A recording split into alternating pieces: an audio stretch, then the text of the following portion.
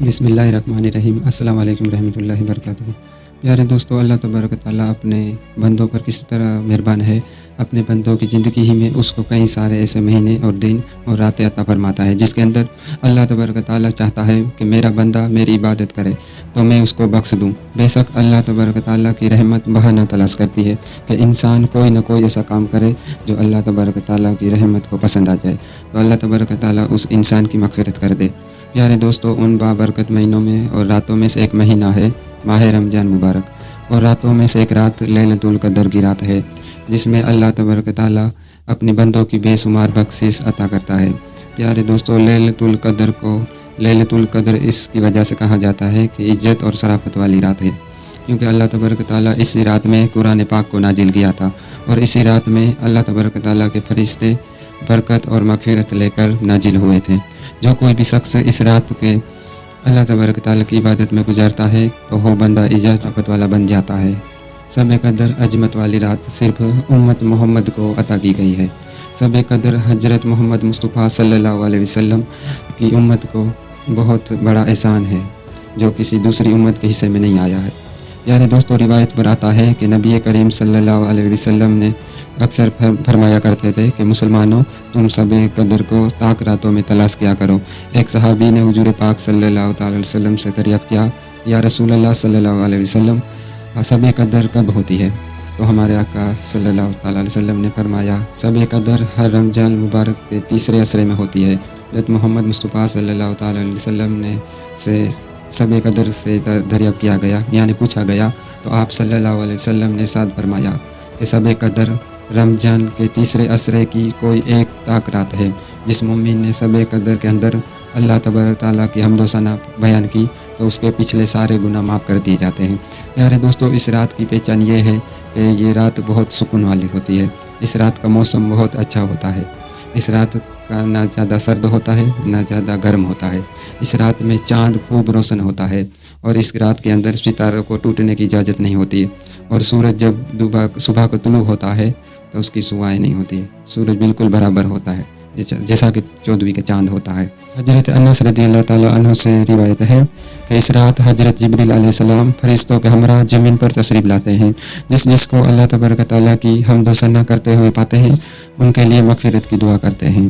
حضرت انس رضی اللہ تعالیٰ عنہ بیان فرماتے ہیں کہ میں اسی دن کو کسی رات پر افضل نہیں جانتا سوائے شب قدر کے، کیونکہ یہ رات ہزاروں مہینے سے بہتر ہے۔ حضرت انس رضی اللہ تعالیٰ عنہ مجید کو بیان فرماتے ہیں کہ اس رات کو کوئی بھی صدقہ یا کوئی بھی عبادت کی جائے تو 1000 راتوں سے افضل ہے۔ حضرت ابو ہریرہ رضی اللہ تعالیٰ سے روایت ہے، حضرت محمد مصطفیٰ صلی اللہ تعالیٰ علیہ وسلم نے ارشاد فرمایا کہ جس نے شب قدر کو اللہ تبارک تعالیٰ کی بارگاہ میں ثواب کی نیت سے رکوع اور قیام کیا، اس کے پچھلے گناہ تمام معاف کر دیے جائیں گے۔ حضرت محمد مصطفیٰ صلی اللہ تعالیٰ علیہ وسلم نے ارشاد فرمایا کہ جس نے شب قدر اللہ تبارک تعالیٰ کی بارگاہ میں ثواب کی نیت سے رکوع اور قیام کیا تو اس کے تمام پچھلے گناہ معاف کر دیے جاتے ہیں۔ اور ماہ رمضان مبارک میں اللہ تبارک تعالیٰ کے آخری نبی حضرت محمد مصطفیٰ صلی اللہ تعالی علیہ وسلم کا یہ معمول تھا کہ تہجد کی نماز ادا کرنے کے بعد قرآن پاک کی تلاوت کیا کرتے تھے، اور جب کسی رحمت والی آیت کی تلاوت کرتے ہیں تو اللہ تبارک تعالیٰ کا شکر ادا کرتے ہیں، اور کوئی عجاب والی آیت کا تلاوت فرماتے ہیں تو اللہ تبارک تعالیٰ سے پناہ مانگتے ہیں۔ نبی کریم صلی اللہ علیہ وسلم نے ارشاد فرمایا کہ جب شب قدر آتی ہے تو اللہ تبارک تعالیٰ حضرت جبریل علیہ السلام کو حکم دیتا ہے تو وہ فرشتہ کا ایک بڑا لشکر لے کر زمین پر اترتا ہے، اور ان کے ساتھ ایک سبز جھنڈا ہوتا ہے جس کے کعبے کے اوپر نصب کیا جاتا ہے۔ حضرت جبریل علیہ السلام کے 100 پر ہے، جن میں سے صرف 2 پروں کو رات میں کھول کر مشرق سے مغرب میں پھیلا دیتے ہیں۔ حضرت جبریل علیہ السلام اس رات کو فرشتوں میں حکم دیتے ہیں، وہ فرشتے اس رات میں ہر گھڑے کھڑے بیٹھے نماز پڑھنے والے اور ذکر کرنے والے کو سلام کرتے ہیں اور اس سے مصافحہ کرتے ہیں اور ان کی دعاؤں پر آمین کہتے ہیں۔ یہی حالت صبح صادق تک رہتی ہے۔ پیارے دوستو، نبی کریم صلی اللہ تعالیٰ علیہ وسلم نے ارشاد فرمایا کہ جو اس رات میں محروم رہ گیا وہ سارا ہی بلائی سے محروم رہ گیا۔ اور پیارے دوستو، اس رات میں اللہ تبارک تعالیٰ بے شمار لوگوں کی بخشش اور مغفرت فرماتا ہے۔ کچھ اور رہ جاتے ہیں، ایسے بھی ہے جن کی اس رات میں اس مہینے کے اندر بھی بخشش نہیں کی جاتی، جیسا کہ حضرت ابن عباس رضی اللہ تعالیٰ سے روایت ہے کہ نبی کریم صلی اللہ تعالیٰ علیہ وسلم نے ارشاد فرمایا کہ شب قدر میں اللہ تبارک تعالیٰ کے حکم سے فرشتے زمین پر اترتے ہیں، اسے سلام اور مصافحہ کرتے ہیں اور دعاؤں پر آمین کہتے ہیں، اور صبح واپسی کا وقت ہوتا ہے تو حضرت جبریل علیہ السلام سے دریافت کرتے ہیں کہ اللہ تبارک تعالیٰ نے امت محمد کو مومنوں کے ساتھ ان کی ضروریات پوری کرنے کے بارے میں کیا معاملہ فرمایا ہے؟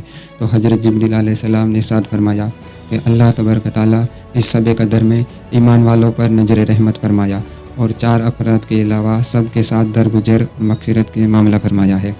یہ سن کر صحابہ کرام نے حضور پاک صلی اللہ علیہ وسلم سے سوال کیا، یا رسول اللہ 4 افراد کون سے ہیں؟ تو آپ صلی اللہ علیہ وسلم نے ارشاد فرمایا، نمبر 1 شراب کا عادی، نمبر 2 والدین کا نافرمان، اور نمبر 3 اپنے رشتہ داروں سے قطعی تعلق کرنے والا، یعنی اپنے رشتہ داروں سے رشتہ توڑنے والا، اور نمبر 4 گینا رکھنے والا۔ یعنی دوستوں، لیلۃ القدر کو رمضان مبارک کے آخری عشرے کی طاق راتوں میں